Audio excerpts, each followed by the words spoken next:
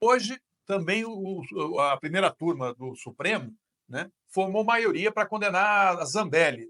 Pegou aí 10 anos de prisão pelos crimes de invasão de dispositivo informático e falsidade ideológica em razão daquele ataque ao sistema do Conselho Nacional de Justiça. Né? Eu te pergunto, 10 anos, você acha que é uma condenação correta? Ela pode ainda recorrer?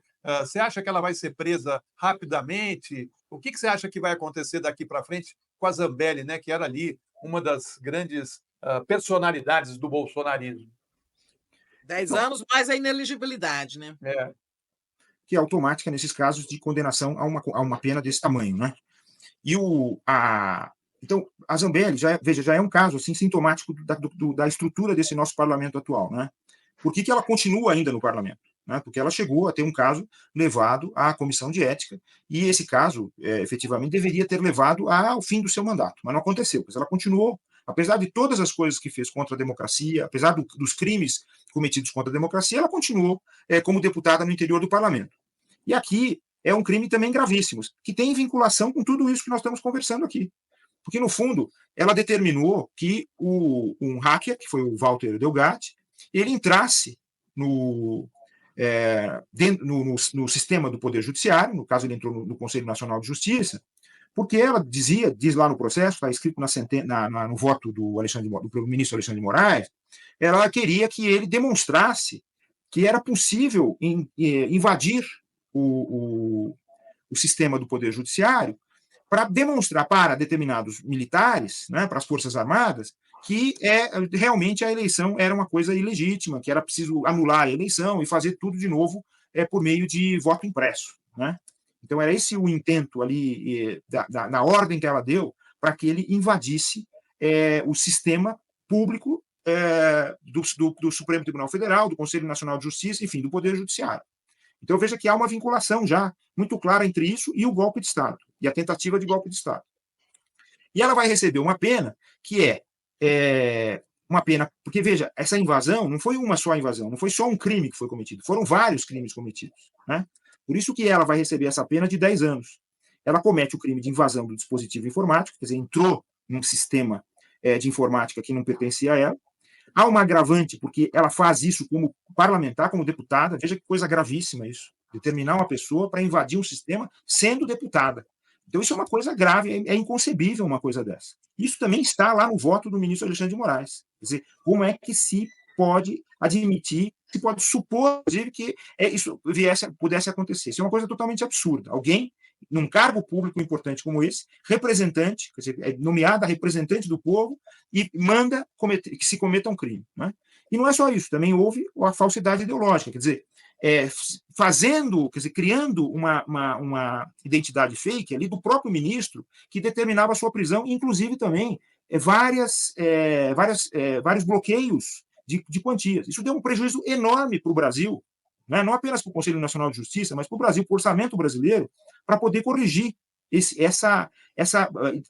sistema, tendo em vista essa invasão desse hacker comandado por ela. Isso está lá na decisão do ministro Alexandre de Moraes.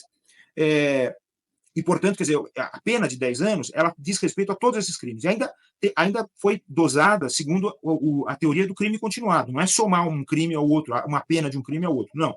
Você somou metade de mais de um crime, como se tivesse cometido um crime e meio. E, no final das contas, com os dois crimes, deu 10 anos.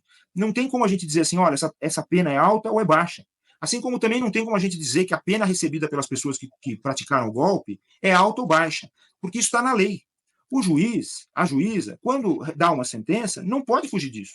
Ele não pode dar uma opinião, falar assim, olha, eu estou dando uma pena muito alta, estou dando uma pena muito baixa. Não faz parte do papel do juiz ou da juíza. Ele tem que cumprir estritamente aquilo que está na lei. Ora, quem é que votou essa lei? Foi o próprio parlamento. Essas leis todas foram criadas pelo Congresso Nacional. E o Congresso Nacional agora diz assim, olha, o Supremo está exagerando. Como está exagerando? Se ele está simples e tão somente cumprindo aquilo que o Congresso decidiu. É a lei que diz que a pena deve ser desse tamanho. Então não tem essa discussão. Né? Então, toda essa discussão em torno do tamanho das penas, não é uma discussão fora de lugar, porque, veja, se as pessoas estão reclamando das penas, então o que elas devem fazer? Devem fazer que o Congresso Nacional mude a lei. É isso que tem que acontecer. Inclusive, veja, O Congresso não tem que perder tempo em mandar um ofício para o Supremo Tribunal Federal falando que o processo está suspenso. O certo é o Congresso fazer aquilo que é o seu dever. Olha, nós achamos que a pena é muito grande, nós vamos mudar a lei. Só que essa ousadia eles não têm, porque a pena que foi estabelecida para esses crimes é a pena correta. Veja, eles são crimes extremamente graves. Esse que foi cometido pela Carla Zambelli, não é? Pelo Walter Delgatti, é uma coisa inconcebível. Como é que uma pessoa que é deputada manda invadir um sistema público para forjar um mandado, para mostrar para as pessoas que o sistema é frágil e levar a um convencimento das Forças Armadas a um golpe, a uma ilegalidade.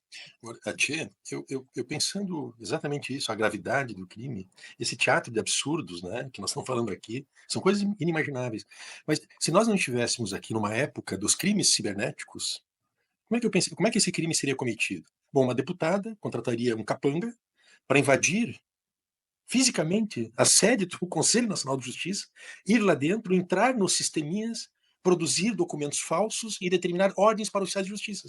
Foi disso que nós estamos falando. A diferença é que foi feito um crime virtual, quando, na verdade, ele é um crime que tem materialidade e a mesma gravidade como se fosse físico esse crime, de presencial esse crime. Não sei se é mal comparação isso, mas para buscar uma equivalência, para dizer que isso aqui é uma coisa tão absurda para a gente imaginar, né, que eu fico pensando, bom, se não tivéssemos na era cibernética, como é que ela teria praticado esse crime, uma vez que a vontade de praticar, movida por esse interesse de dar um pretexto para os militares intervirem, ela realizou o crime, não é isso? Claro. Não, a sua análise está corretíssima, Miola. Se nós não tivéssemos o sistema de informática, o dispositivo informático, como diz o Código Penal, você teria a máquina de escrever, né? Ou o telex. Ou então a pessoa ia lá, forjava um mandado, copiava o mandado com o timbre da justiça e datilografava e pagava para alguém para fazer aquilo, infiltrar e entrar no sistema do judiciário para prender um ministro do Supremo Tribunal Federal. Veja só, isso não é uma brincadeira, né? Prender o ministro, bloquear valores desse ministro, né? E simplesmente para dizer para a Força Armada, vejam só como eu consegui invadir ali e, portanto, aqui tem um pretexto para nós cometermos o crime de golpe de Estado. Então, as coisas estão... Quer dizer, é uma coisa inimaginável.